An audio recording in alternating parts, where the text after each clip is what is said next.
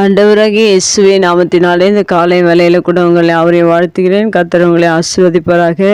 இந்த நாளிலே கூட எஸ்ஐயா தீர்க்கதரிசன புஸ்தகம் 26ஆம் அதிகாரம் 9ஆம் வசனத்தை கூட வாசித்து தியானிக்கலாம்.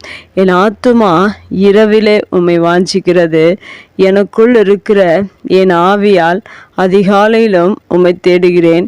உம்முடைய நியாய தீர்ப்புகள் பூமியிலே நடக்கும்போது பூச்சக்கரத்து கொடிகள் நீதியை கற்றுக்கொள்வார்கள். மிக அருமையான வேதவசனம். இந்த வேதவசனத்தில் கூட என் ஆத்துமா என்று சொல்லப்பட்டிருக்கிறது, என் ஆவியால் என்று சொல்லப்பட்டிருக்கிறது. நம்முடைய ஆத்துமாவும் ஆவியும் என்ன செய்ய வேண்டும் என்று இந்த வேதவசனத்தில் சொல்லப்பட்டிருக்கிற முதலாவதாக ஆத்துமா இரவிலே தேவனை வாஞ்சிக்க வேண்டும். ஒவ்வொரு நாளிலும் அநேக மனிதர்கள் அநேக வாஞ்சியோடு கூட இந்த பூமியில் வாழ்ந்து கொண்டிருக்கிறார்கள். ஆனால் ஏசாயா தீர்க்கதரிசி சொல்லுகிற வார்த்தை என்னவென்றால், அவருடைய ஆத்துமா இரவிலே தேவனை வாஞ்சிக்கிறதாக இருக்கிறது. இன்று அநேகர் இரவிலே தூங்கி கொண்டிருக்கிறார்கள். ஆனால் ஏசாயா தீர்க்கதரிசிக்கு ஆத்துமா தேவனை வாஞ்சித்து கொண்டிருக்கிறது. கர்த்தருடைய பிள்ளைகள் ஒவ்வொருவருக்கும் இரவு நேரங்களில் நம்முடைய ஆத்துமா தேவனை வாஞ்சிக்கிற ஆத்துமாவாக இருக்க வேண்டும். இரண்டாவதாக இந்த வசனத்தில் சொல்லப்பட்டிருக்கிறது, எனக்குள் இருக்கிற என் ஆவியால் என்று சொல்லப்பட்டிருக்கிறது. உங்கள் ஆத்துமா தேவனை வாஞ்சிக்க வேண்டும். அடுத்ததாக உங்கள் ஆவி அதிகாலையில் எழுந்து அவரை தேடுகிற ஆவியாக இருக்க வேண்டும். இன்றைக்கு அநேக காரியங்களை ஒவ்வொரு நாள் அதிகாலையிலும் அநேக மனிதர்கள் தேடிக்கொண்டிருக்கிறார்கள். ஆனால் ஏசாயா தீர்க்கதரிசியினுடைய ஆவி எனக்குள் இருக்கிற என் ஆவியால் என்று சொல்லியிருக்கிறார். ஒவ்வொரு மனிதனுக்குள்ளும் ஆவி இருக்கிறது. அந்த ஆவி அநேக காரியங்களை தேடாதபடிக்கு தேவனை தேடுகிற ஆவியாக உங்களுடைய ஆவி இருக்க வேண்டும். உங்கள் ஆத்துமா இரவிலே தேவனை வாஞ்சிக்க வேண்டும்.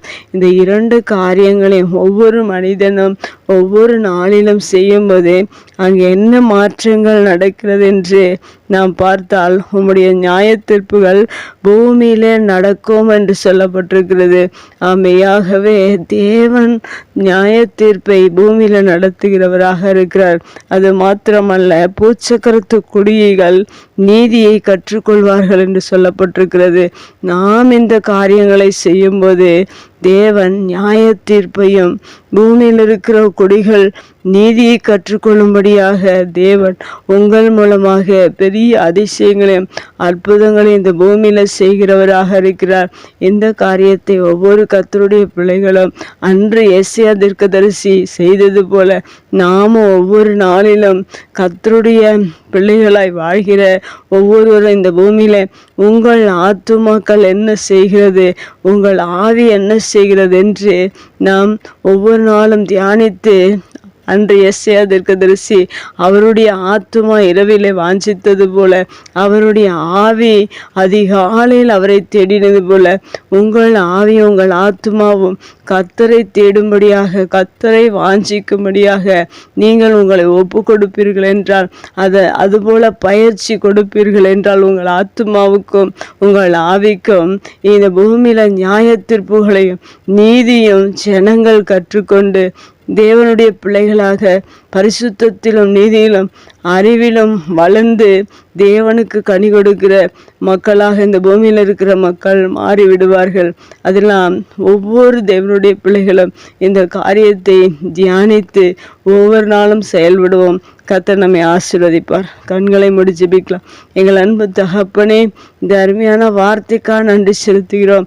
எங்களுடைய ஆத்துமாவும் எங்களுடைய ஆவியும் உம்மை வாஞ்சித்து உம்மை தேடுகிற ஆத்துமாவாக ஆவியாக இருக்கும்படியாக எங்களை ஒப்பு கொடுக்கிறோம். எங்கள் ஆவி ஆத்தும சரீரத்தை உமக்கு நேராக இந்த புதிய நாளிலே ஒப்பு கொடுக்கிறோம். பூமியிலே நியாய தீர்ப்புகளும் மக்களுக்குள்ளாக நீதியும் கற்றுக்கொள்ளும்படியான காரியங்களை நீர் ஒவ்வொரு நாளிலும் நீர் செய்கிறதற்காய் நன்றி செலுத்துகிறோம். இயேசுவின் நாமத்தில் ஜெபங்களும் நல்ல பிதாவே, ஆமேன்.